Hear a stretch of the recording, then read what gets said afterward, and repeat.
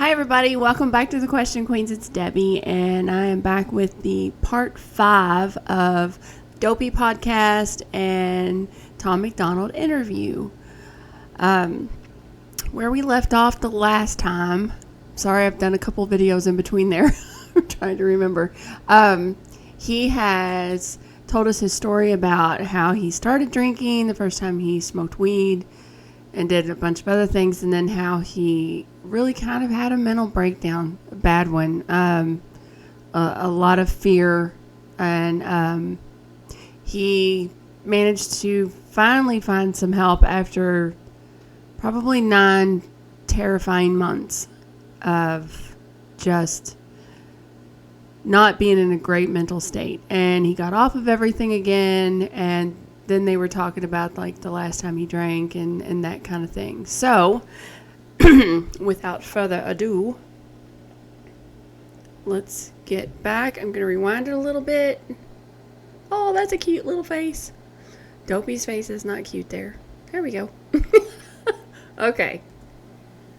I got so fucking scared.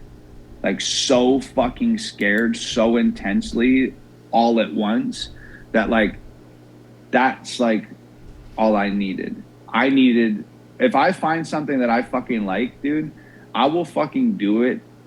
I have an addictive personality. If I find something I fucking like, I will do it as often as possible, as much of it as I can, as 100% to the fucking max. And there's nothing that's going to fucking stop me from doing it. I am going to say this. I love how real he's being. I mean, he's just... There's something to be said for, one, putting your story out there and telling what you've been through. It's another thing to the kind of details he's giving. He owns every moment of his life, the good, the bad, the horrible, and he's completely transparent about all of it, and that's amazing. It's very rare. That's all I'll say. And it's commendable that he can sit there and have that kind of conversation. And we're, an hour and a half in. And he can have that kind of conversation to be that candid and that open and honest about all of it. It's something I respect. He definitely has my respect in that regard. Okay. Aside from death. So, like, when I looked at it, when I looked dead in the eyes of fucking that first mental breakdown, and I was like, I'm going to fucking die. Or I'm going to fucking kill myself. Like, one of the two. That's my two options out of here. That scared me so bad that allowed me to quit the drinking and smoking weed and partying. I quit everything all at once. It's done.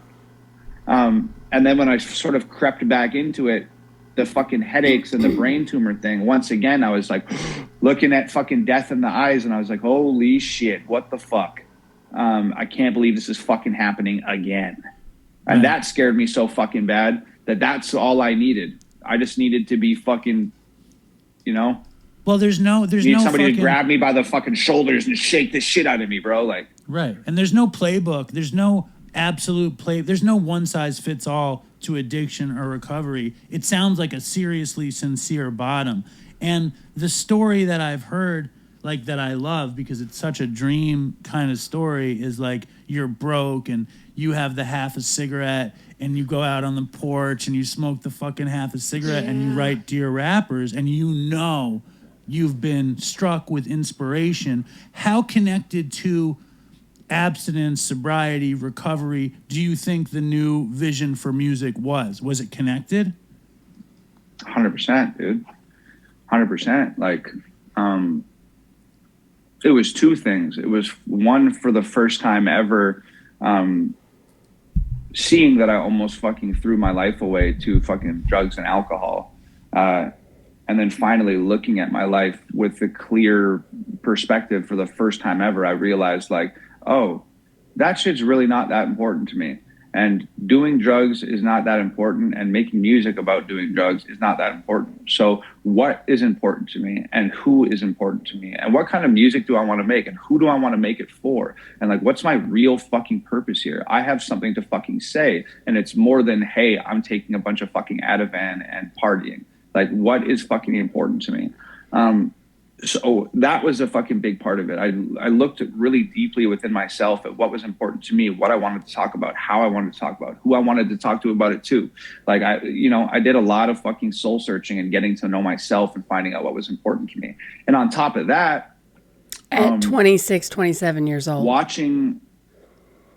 was really fucking bitter for a long time, for years, that alcohol and drugs were taken away from me.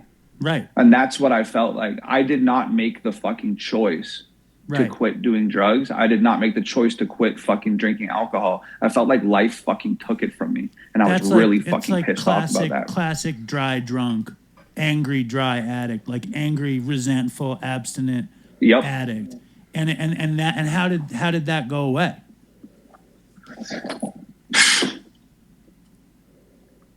Through success, right? Like what I see, because talk. Okay, before you correct me, like when I started doing this podcast, I had 4 months sober. I was a heroin addict for like 15 years. Wow. And me and my friend would talk about, like living the dream. You know what I mean? Like enjoying something about our lives. I think my friend Chris called it self-actualization.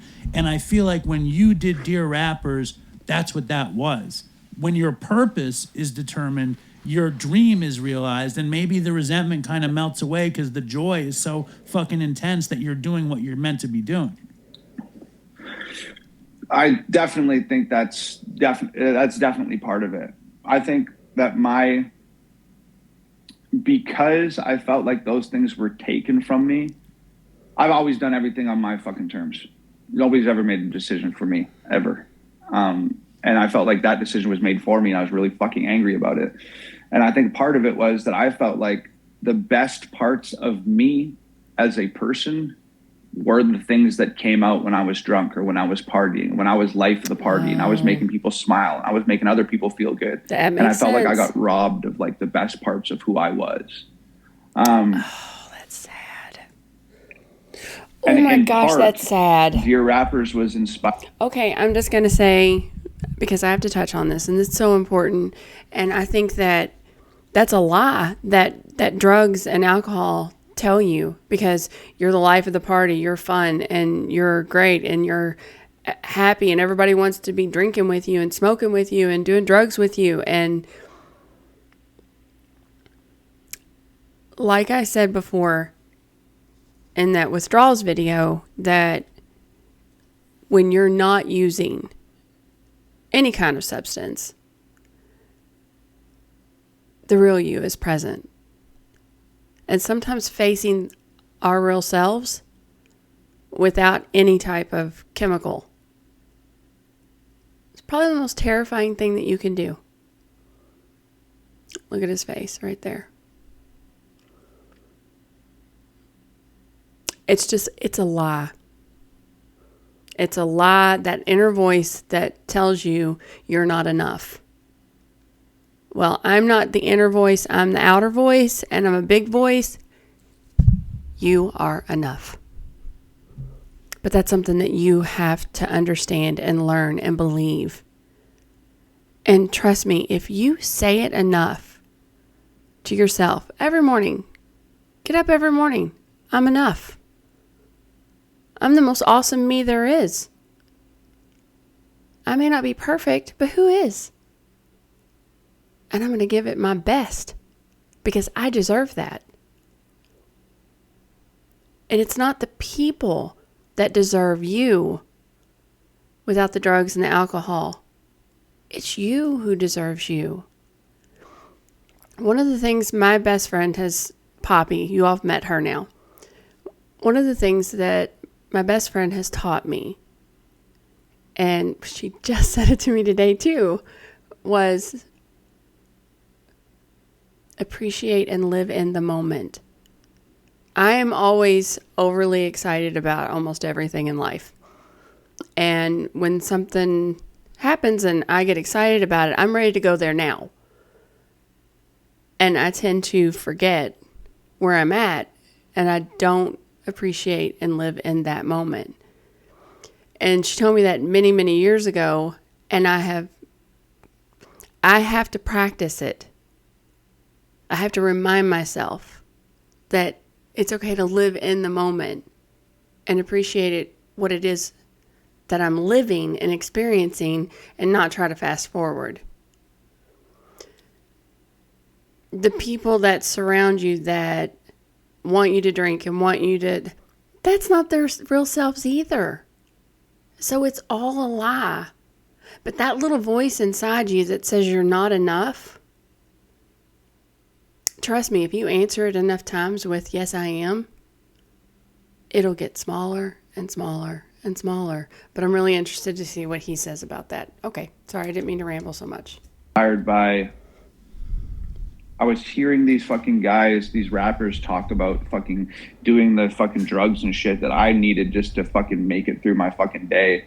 And I was hearing these guys talk about partying and drinking and like making all this money. And I was also hearing these guys talk about how fucking shitty their life was and how unhappy they were. And it fucking really pissed me off. I was like, you guys are doing all the fucking shit that I wish that I could fucking do. I wish that I could get drunk with you guys. I wish I could take the pills that you guys take. I wish I could go to the parties where you guys are fucking partying. And I was pissed off about it. But these were all things that were just like sort of floating around in my subconscious that I was never really verbalizing them or like saying them. They were just manifesting in fucking anger and frustration and I could see that. Just surface level fucking emotional volatility. But that's pure expression. That's pure expression, you know, from that place to the paper. And that's why when you're done writing the song, you were like, I know I have some fucking different thing right here. Something like supercharged with life. It was fucking like, I used to like watch like MTV and like Much Music and shit when I was a kid. And they do these episodes called Born to Be. And it was like these stories of like these artists and like what they'd been through to get to where they were and shit. And I always just thought like, it's so amazing. And like, they really were born to be. And like, those stories really are like one in a million. And yeah, I was always just enamored by it. And I just thought like, I hope something like that could happen for me one day. And I didn't realize at the time that I was in the middle of my own story. I didn't know. Yeah. And it was fucked up, dude. Like me and Nova were living in that house together and like, seriously, like fucking rats running across the floor and fucking bugs in all of our cupboards and shit. Like I used to have to like take the dishes out of the cupboard and like literally fucking clean them with soap because there's like cockroaches and shit running all over them. Like when I'd open the cupboard, it was fucked. We had holes in the fucking ceiling, water pouring through the roof into the kitchen, and like it was fucked. And like I said, I'd never verbalized any of those things that I was frustrated with in my head. And it was just like a fucking regular day, dude. Just like any other day. We were just broke. There was times we had to make some fucked up choices. Like we were either paying rent or we're getting groceries. Like remember that? Who fucking knows? Like been there, done our that. power would get cut off all the time. I've told this story 1,000 times. Like we'd be living by candlelight for fucking 3-4 days at a time. Like I would plead with the fucking gas guy when he'd come to the house, shutting off the gas. I'd be out in the yard like, please, bro, please don't do this, man. Like I'll have the money. Just leave the fucking shit on. Like we used to have to fucking, I've told this before too. We used to plug our fucking fridge into an extension cord and we'd run it out the fucking back window of the house into the neighbor's garage and plug it in. So our food didn't spoil. And for whatever reason, dude, that day, like whenever I sit down to write music, I think a lot about what I'm writing and how I want to say it. And a lot of thought goes into saying things properly and not taking what you're trying to say out of context or distorting it because you're trying to rhyme your thoughts. And sometimes rhyming your thoughts distorts the message. And there's complexities, there's subtleness about this type of shit. And for whatever reason, dude, I grabbed that fucking pack of cigarettes. There was fucking half of a cigarette in it that I'd smoked the night before and fucking snuffed out or whatever. And I went out and sat on the fucking front porch and lit it. And I think I had just watched like a fucking G-Eazy video where he was just talking about like how fucking much of a party his life is and how much he doesn't enjoy it. And I sat down on the front step and I was just contemplating how many times I'd heard that same story from so many fucking rappers. And that's literally like the first thing I wrote down. I just sort of, dear rappers. And I started writing this open letter to these fucking guys that I was just frustrated with. And I did not think about it. Like I said, that like a lot of times it's a very thoughtful process. That day was like, and it sounds fucking stupid, but it was like literally like the universe or God or whatever it was, something like spoke through me. Like I did not stop to think. I didn't think what rhymes with this word. I didn't think what would I like to say next. I didn't rewrite anything. I just fucking wrote that whole fucking thing in my phone. That's crazy. And by the time that cigarette was done, it was sitting on the fucking step next to me in the fucking ghetto. I like looked down at my phone at this song and gave it like a once over. And it was like, oh my God, what the like, fuck? This is it. I jumped up and I fucking ran inside and I was like, Nova, Nova, Nova, Nova. And she's like, comes out of the hallway and she's like, what? And I was like, I just fucking wrote this song that's gonna fucking change our fucking lives. I said, we need to fucking shoot a video to this. She's like, you haven't even recorded it yet. I said, set up the fucking camera and the backdrop. I'm gonna record it right now and we'll shoot it. I ran over, fucking recorded the song. Nova pulled the backdrop. Okay, so that I already did Dear Rappers. Pretty sure. I think I'm like 96.2% sure that I did. Did I? Yeah. Now I gotta go back and listen to that. Because now I know what it means. I didn't know what it meant when I first heard it. Dang. But now I'm not so sure I actually did. I think I did. Okay, well, anyway. Down, set up a light. I fucking shot the video that day. I knew that I fucking had something. I called my mom. I called my sister. I called my dad. I called my best friend, Brandon. Called a couple other people, and I borrowed $200 from each person. I borrowed $500 from my sister, my younger sister, 5 years younger than me, working as a full-time nurse. Her unemployed, broke, former addict, mentally unstable brother borrowed $500 rapper, from her. white rapper brother. Yes, I'm with you. Right. And I took everybody's fucking money, which amounted to like $1,150. I put the video on Facebook the next day. I put that $1,150 onto an ad on Facebook, and fucking 2 days later, it had a fucking million views, and our fucking life changed forever. I gotta watch Let me this ask video you this: over had again. you ever done that with an ad, with a song? Where did you like this was like an inspiration, and it's you know, that's what inspiration is, and that's also what like Balls is. Like you had a fucking vision, you had a fucking song, you believed in it, and it fucking worked. And I love that story. You know what I mean? Like I've been telling that. I've been researching you and telling people that story. It's like, and they're like, well, that was 5 years ago. And in Facebook, I was like, it's not about Facebook ad monetization. It's about inspiration and drive and like going for it. And it's like, it's the best. You know what I mean? And I love that. Yeah, I had no experience with ads or like anything. I just knew that like the key to this shit working was getting it in front of as many people as humanly possible simultaneously. And I had no idea how to do that. And neither did Nova really. And she was like, well, maybe you should get like a Facebook ad or something. So I read about Facebook ads that night. And the next day I just fucking did it. That's amazing. So what came first, the love or the hate? For Dear Rappers, for Tom Macdonald, because you're a lightning rod of controversy. I don't know how you're not in panic all the time. It's like, fucking hell. I got over it, bro. Right. I really gotta listen to that song again. It was really weird. Like, it was first, like, there was like a bunch of love. Like, immediately off rip, there was like a bunch of people being like, oh my God, this is fucking amazing. Like, I love this. And then I was like, I've likened it to, sometimes you like play a fucking video game, right?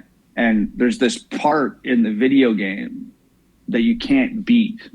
and you keep fucking playing it, you keep playing it, you keep losing at the same fucking spot, and it's so frustrating. You can't fucking figure it out for the life of you. And then all of a sudden, one day you fucking beat it. And the knowledge of knowing, oh, okay, that's actually possible. I can pass that part of the level. That fucking knowledge, the actualization of something impossible becoming possible, it like changes like a synapse in your fucking brain.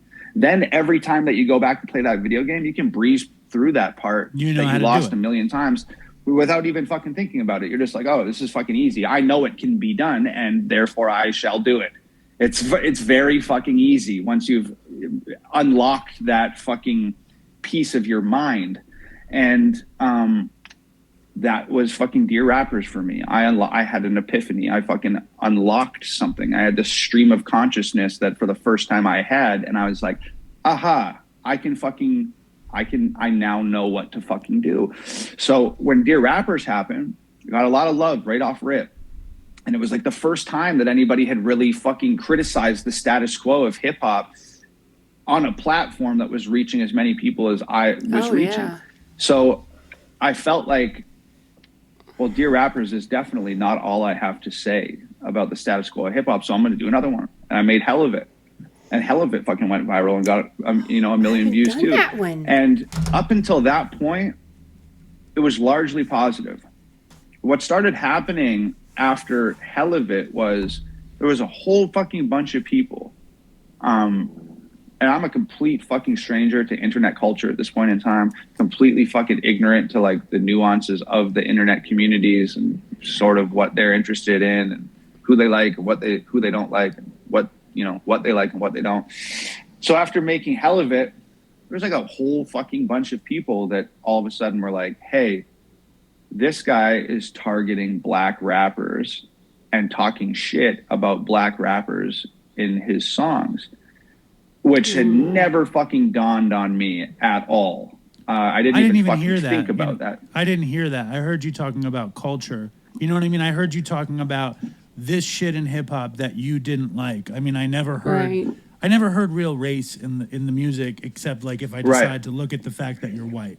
You know, that's where that started though, because all of a sudden I was like, hold the fuck up. Like, I'm not targeting, rappers of a particular color. I'm like targeting rappers of a particular content, regardless of what color their skin is. That's fucking insane. That never even crossed my mind. So, but that shit got some real momentum. And people really started to be like, this guy is a fucking racist. He's fucking targeting black rappers. He's talking shit about hip hop culture, which is black music. And this white dude thinks that he knows better. And he's got the superiority complex and blah, blah, blah, blah, blah, blah, blah. And it became this fucking big thing. And I was fucking horrified. Imagine. I was horrified of it at first. Wow. It was the first time that I'd gotten any attention, let alone fucking negative attention. Right. So I was like fucking floored. I was like in shock. And then that's when I was like, okay, all right, you guys want to talk about fucking race all fucking day long? Cool, I can do that too. And I gave him White Boy. Yeah. And that shit lit a fucking raging fire on the internet. Like, it was fucking nuts. I like that song. Oh my but God. I like that song. Yeah, me too. Like, I don't know, like, Okay, I so still now- don't really understand the race.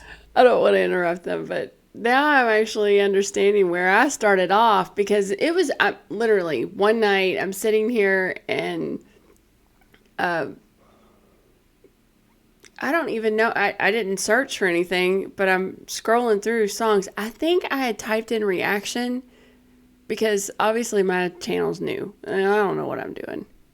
Half the time I never know what I'm doing. And that was one of the songs. I didn't know who Tom Macdonald was. I didn't know. I'm like, but it wasn't White Boy. It was If I Was Black. I think is that the name of the song? I think it is. Medicine Brain. I think that's what it is. Anyway, so that was the first song that I reacted to and then got to know all of you all.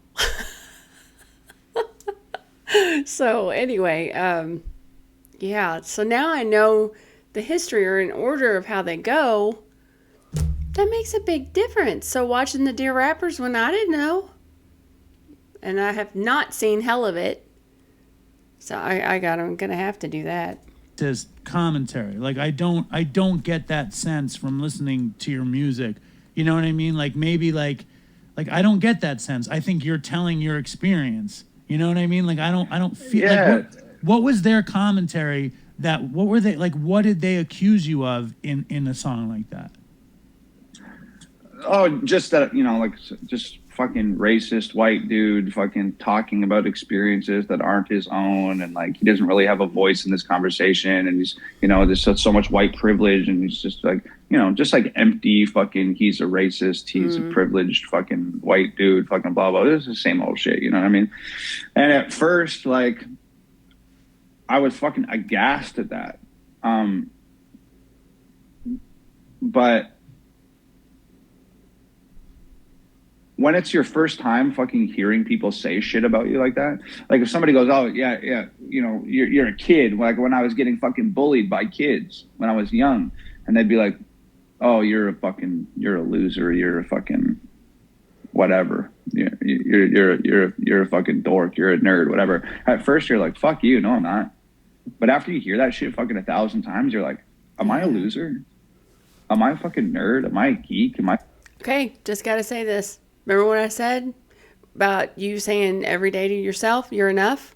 It works exactly the way he is describing with bullies, because you hear something enough.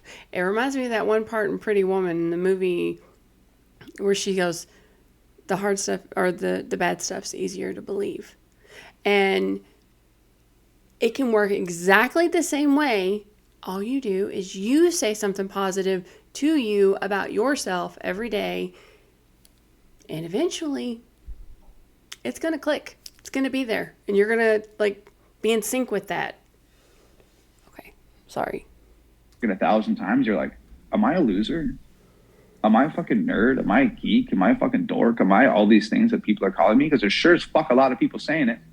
They can't all be fucking wrong. Am I those things? And you start believing that shit. You get like fucking brainwashed by people. You start really fucking believing what people are saying about you. And I went through that with White Boy. I really started feeling like, oh, fuck me, man. Like, am I a racist? Am I a fucking racist? Am I a fucking piece of shit? Am I fucking privileged? Am I all these fucking things that people are saying about me? What the fuck? And that was grim. That was a real dark fucking time for me, dude. Like, I'm like covering my face walking down the period. Was that any Ativan popping in that period? You fucking better believe it, bro. Yeah. So yeah, that was tough. But then you get to a place where you're just like, all of a sudden it kind of like, it hits you, and all of a sudden you're just like, wait, hold the fuck up. I'm not that shit. I'm certainly not that shit because you fucking say I am. Fuck you. Good for you. So then I fucking, I dropped fucking politically incorrect, and I dropped everybody hates me, and I fucking leaned into it. Oh, you didn't like fucking White Boy? Here's straight white male, bitch. Like, I started fucking rolling on motherfuckers. And I started How instrumental was wrestling, like, in that? Like, you've caught their attention. It's like you're Rowdy Roddy Piper or like whoever. Like, how much of that is influencing you?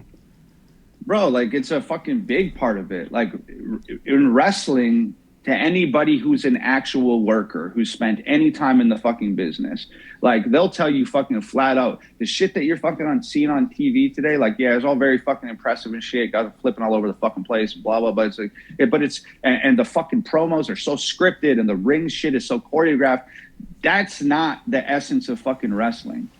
If you broke into the business when I broke into the fucking business, with the people that I broke into the business with, that were coming off the fucking, that were around in the heydays of the 80s and the 90s and shit, everybody fucking knows the essence of this shit is fucking reading a room and telling your fucking story to people and communicating your story in the best way possible.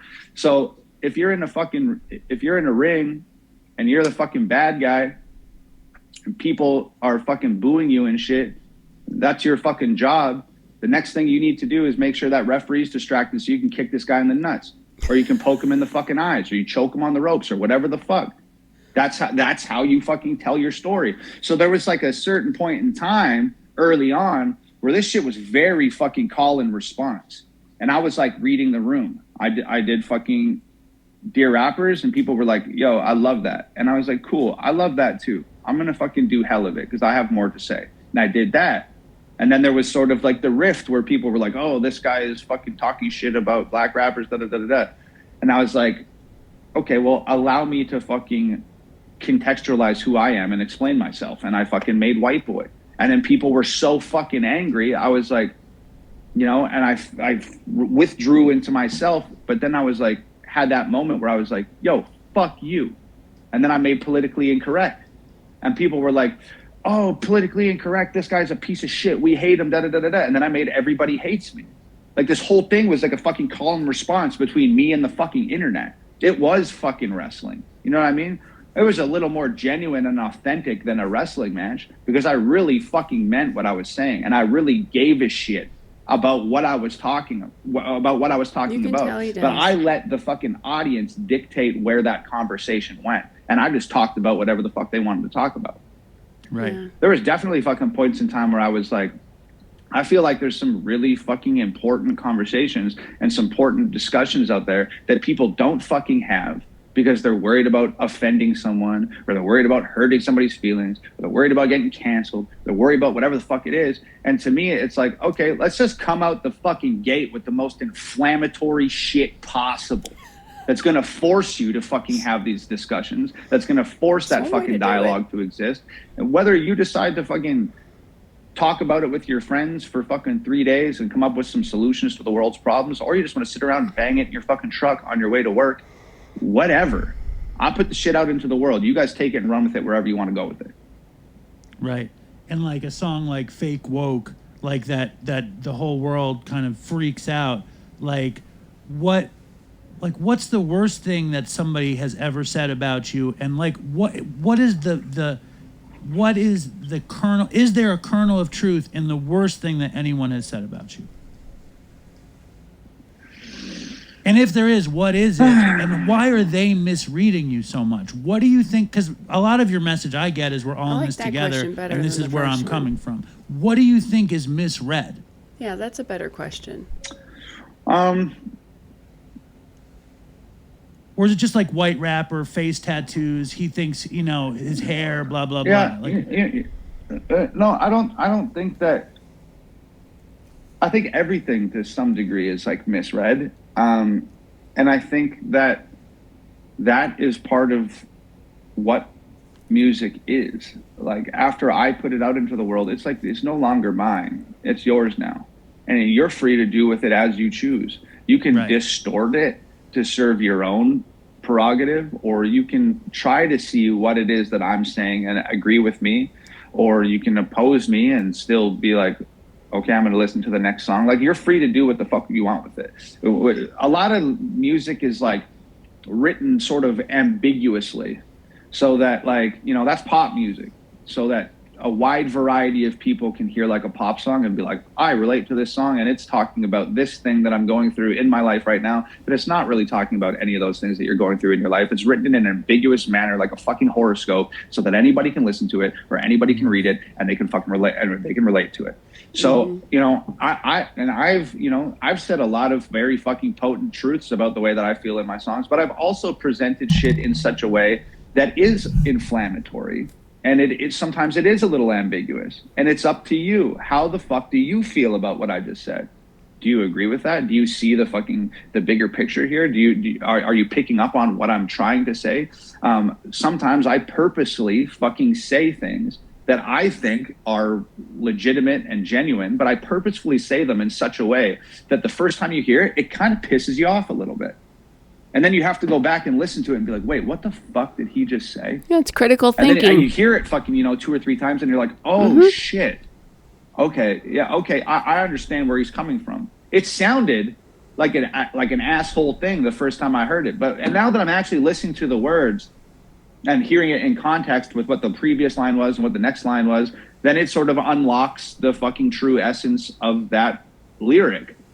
And to me, I think that's such a fucking great way to like to communicate a message. It's like fucking throwing a fucking haymaker punch at someone and stopping fucking a millimeter from their face, but they still fucking react.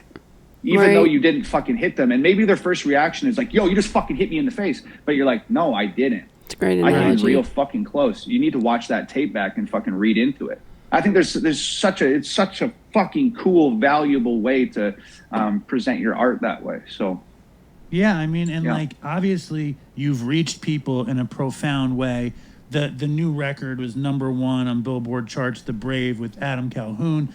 And how do you feel? Like, do you feel proud? Like, I haven't do you done feel that either. good? Are you concerned that the message is not received properly? Do you feel like because you are such a hip hop head, is there any concern? Like, because you came up loving black rap music. Rap music in general was black. You know what I mean? Like, do you have any kind of like, I really don't want to be read as this white racist? And does that ever occur to you? I mean, nobody wants to be perceived as the fucking how's he gonna answer that guy? Right. Like, how's he gonna answer that question? Any other way than no? Yeah, I kind of wanted to be seen as a racist,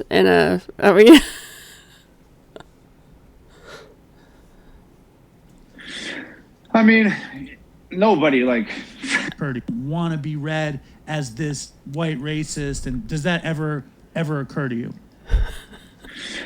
I mean, nobody wants to be perceived as like the fucking racist rapper guy. Right. Oh my gosh, that's so funny. It was, I mean, well, hold on. I think, do you remember at the very beginning, he said he would prove to you all that there is such thing as the stupid question? I think he just did it. Poor little fella. I mean, he didn't do it on purpose, but I know what he was trying to ask, but oh my gosh. Sorry, I got tickled. I think that when people really fucking listen to it and give it a chance, they realize like, oh, okay, like I get what's going on here. I don't ever want to be like, I'm not, people all the time, like whether it's fucking Billboard or some other big publication, and people want to do interviews and all this type of shit, and they're always like conservative rapper guy, Republican rapper, fucking Tom Macdonald, and I'm like, whoa, stop it. I'm not that. I'm not a Republican. I'm not fucking conservative. I'm also not a fucking liberal or a Democrat. I'm not the guy that's going to wear your fucking name tag around and be like, this is the set of political ideologies that I run my fucking life by, and blah, blah, blah. It's fucking bullshit, bro. It's a fucking trick, bro. Like, it's like, hey, here's a fucking set of fucking abstract rules to live your life by. And if you like these rules, then you're red. And if you like these rules, then you're blue. This whole shit is it's so obviously a fucking way to pit people against one another. Mm-hmm. So we're all fucking pointing the fingers at one another and not pointing the fingers at the motherfuckers that made the teams, bro. Like, right. It's so fucking obvious. So, it's like, I do have a lot of fucking beliefs and fucking, the lens that I look through my life, like I do fucking tend to find myself like agreeing with a lot of the things that people on the right side of the spectrum say. I also fucking tend to find myself agreeing with a lot of the shit that people on the left side of the spectrum say. So I just take what I think are fucking good ideas and I think about them and develop my own fucking way of thinking. And that's how I fucking live my life. And you know what? I think that's the perfect way to wrap this up. What an amazing interview this has been.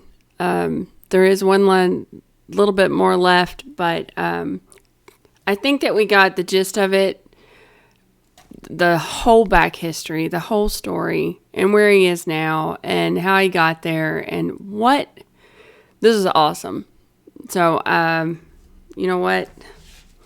I forgot to say Kiko and Red Shed, and So That Happened, and Gregory, and Elaine,